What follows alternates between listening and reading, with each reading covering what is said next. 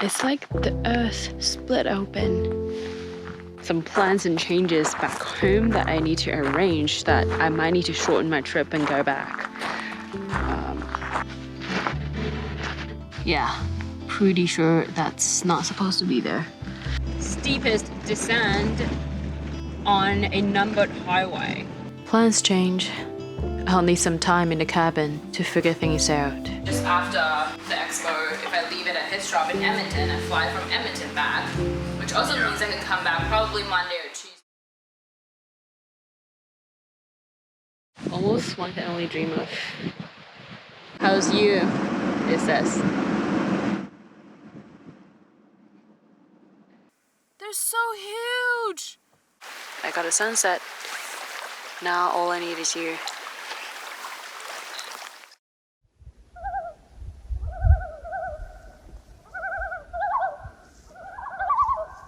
I'm just having my breakfast and I heard some weird noises. I really need to equip myself with better wilderness knowledge. I have no idea what it is. What the hell?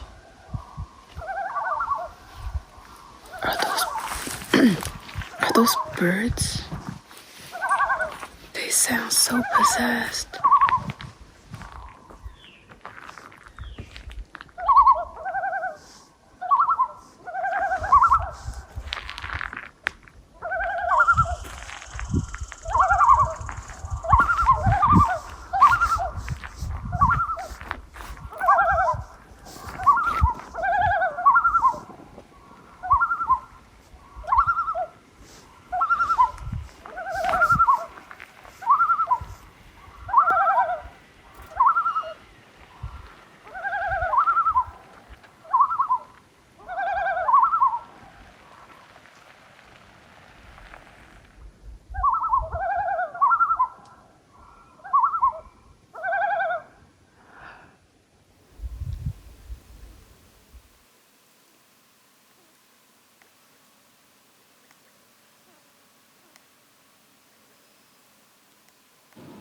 Full of these little birdie thing, and they're not afraid of cars. Okay, bye. Okay, we are parked every time, leaving my car out in the wild for a walk. It's so nerve-wracking. On the map it says, or even on the back road map book, it says there is a waterfall that should worth to take a look.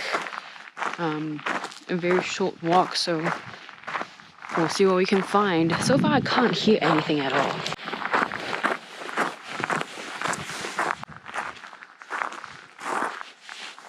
It looks like there's just a cliff edge that we are split off from the other side of the land. Oh wow. Wow. That is really cool. It's like the earth split open. I can hear people talk. There was another car parked at the car park.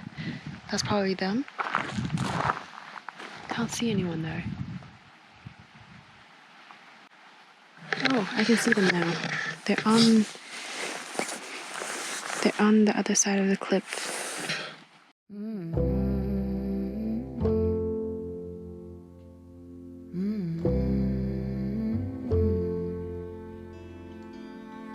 Where is the line between dreaming and feeling blue? It's 4 o'clock in the evening. I haven't left my room, but the truth is, if I'm honest, I feel stuck here in the middle. Am I one of those crazy people? Should I stay here or should I let go?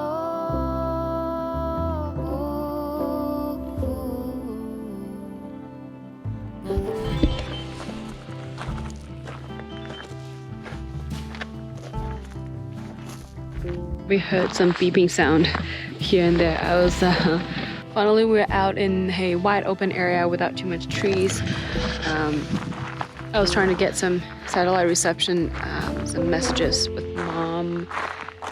I feel stuck here in the middle. Some plans and changes back home that I need to arrange, that I might need to shorten my trip and go back. It's been quite a few days without reception at all. Even back on the highway, Highway 20, a huge section is not covered by any reception at all. So I've been quite out of the world for a bit. Just so much stuff. There we go. Another message. Let's see what that is. But yeah. Dealing with worldly things while you're out in the bush enjoying such a view.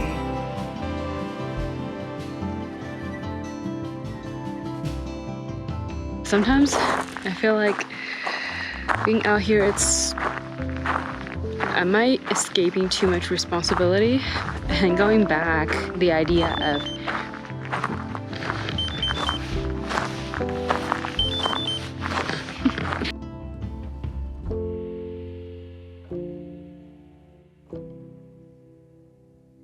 Am I one of those crazy people? Should I stay here or should I let go? the idea of reintegrating into civilization and back into the real world. But then I pause again and think, what is real world really? Isn't it more real to be out here in solitude alone, doing whatever I want to do, listen to whatever I want to listen to, instead of always covering yourself with a mask and switching different version of yourself depending on the situation. I feel scared now. I kept hearing noises. Okay. But you get the idea, right? In this society, we're always one hand holding one mask, the other hand searching for a substitute, searching for another one to change on in case this one doesn't work. Okay, one last glance at the canyon. Can I call this canyon? It's like just a rail splits open.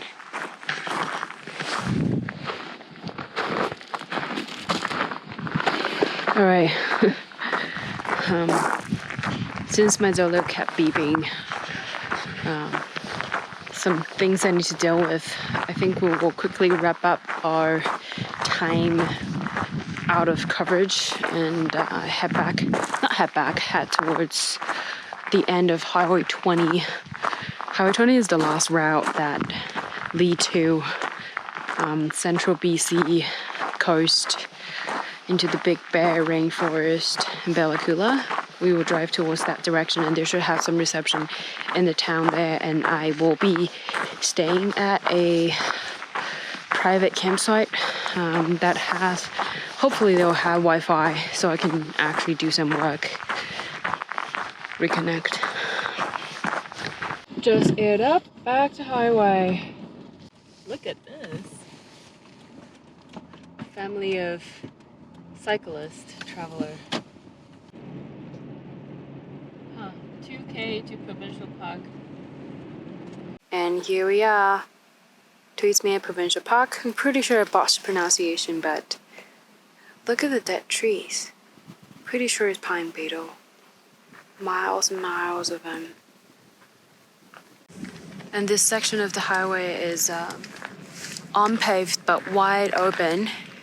Sometimes you can see cars coming by, but mostly it's just us. If the sun starts to shine through the clouds up there, you can kind of see the color on top of the mountain. It would be really nice if it's sunny, but I think we are basically in what's called Great Bear Rainforest. If it's a rainforest, probably mostly cloudy and raining. I am in a thicker jacket now that it's getting colder. One thing, I was just making a shake, getting ready to get to the trail, adjusting my shocks, and then I saw You see that pile of wet on my lower ball joint? I think my CV boot's leaking. Because if you look at that side, the passenger side, it's dry. I have driven through mud, but everything should dry out like this. We might be having a problem. It's not immediate yet, but having a leaking CV is definitely not good. Steering rack boot is wet as well, all on the driver's side. Just as a comparison, look at the passenger side, dry nicely.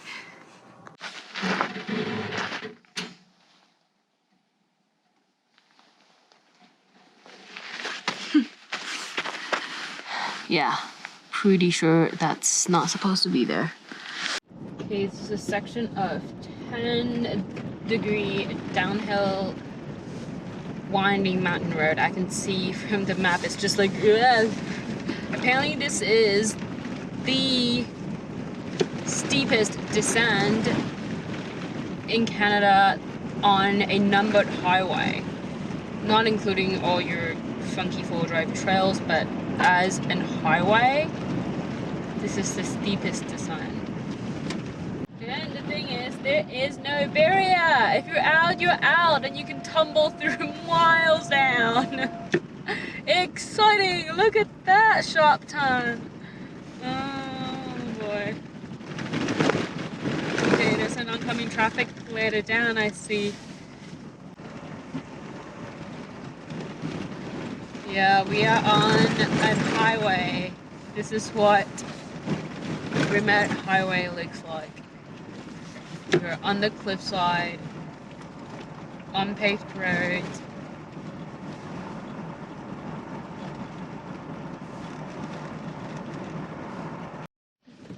There it is, Heritage Mackenzie Trail.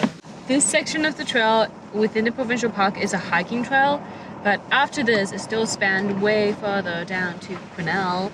That part you can four drive over it. Expedition Overland did it, Storytell Now Sean did it.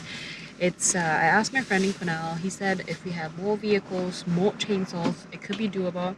There's a lot of fallen trees, a lot of chainsaw actions, really muddy. I wouldn't try it in my vehicle alone, obviously. We'll stop over here. Our lands are a sacred gift. The land is provided for the continued use, benefit, and enjoyment of our people.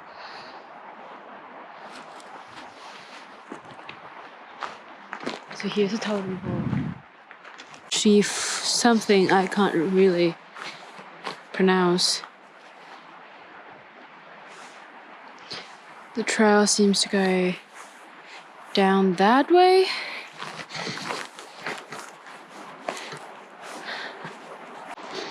Good Lord, I don't want to get lost. I really need to learn better how to navigate in walking trail. I have so limited experience in terms of hiking. This is not even hiking, this is walking in the woods. Alright, here we go. This will be our camp. Riprap campsite cabin. I wonder if I should just get a cabin, since it looks pretty gloomy and I have a lot of work to do on laptop. Wow, I am so lucky. So I booked this site for a unpowered, uncovered campsite originally, but it's raining a little bit and I'm really feeling under the weather with all the things that happened today, and I kind of wanted to just have a shelter, and I asked, they had a cancellation of this whole big cabin, 2-bedroom, and I took it all by myself. So now I just parked out there, we'll unload and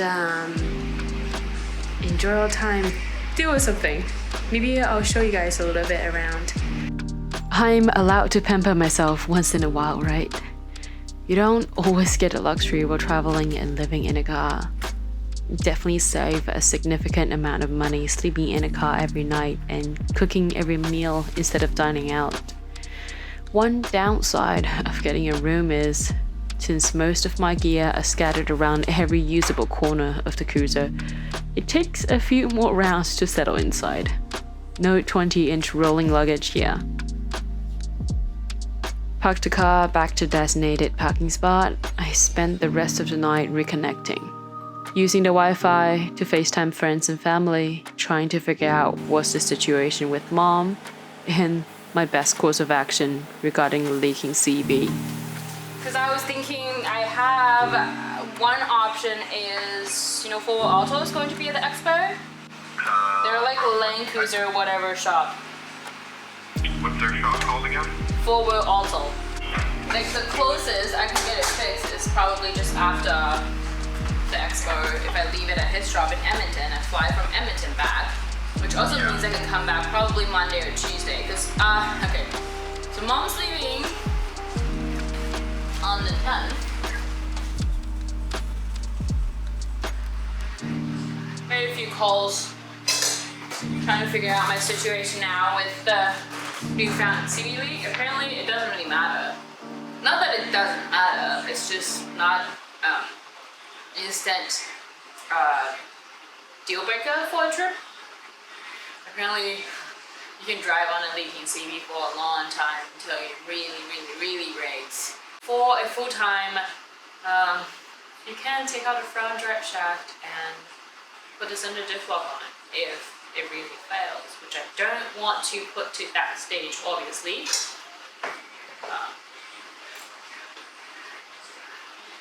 Have some thinking to do.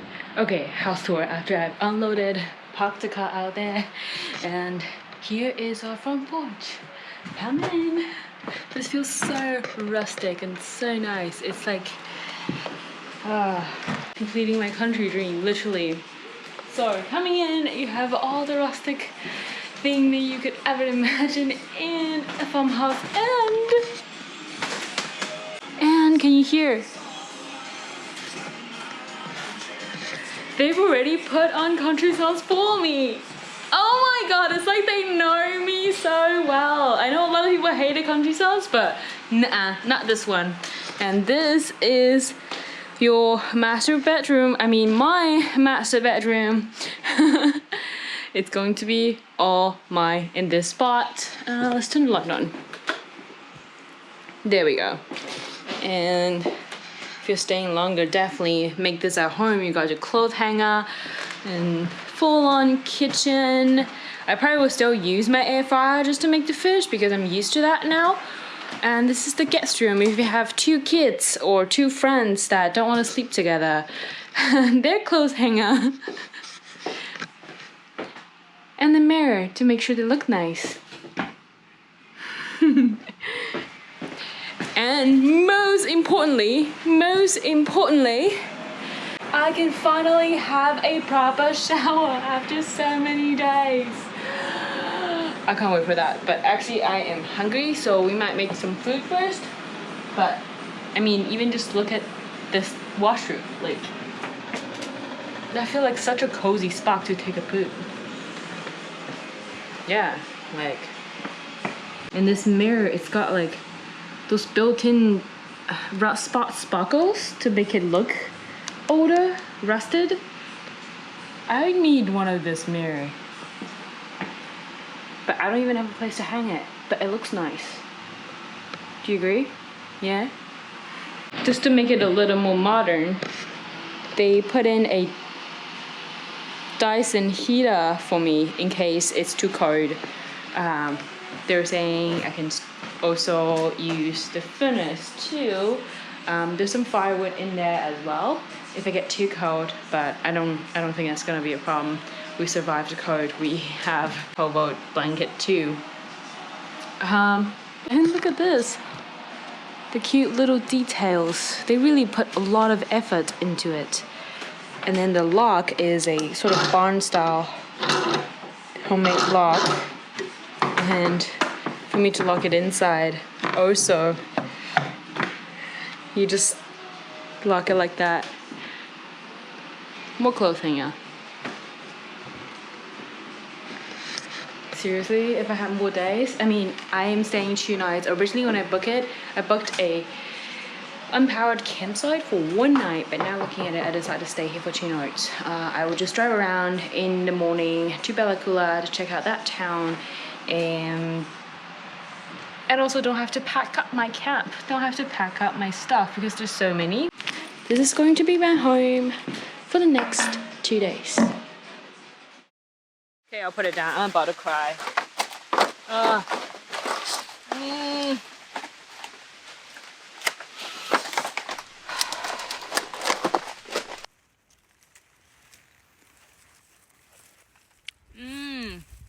There's a problem with pen like this. They don't do pressure change very well, and it leaked. I didn't pay attention, and this is going to take a while to come off. I tried washing it, but nah, I think it's all in the cap still. Oh, look at that. Uh-oh.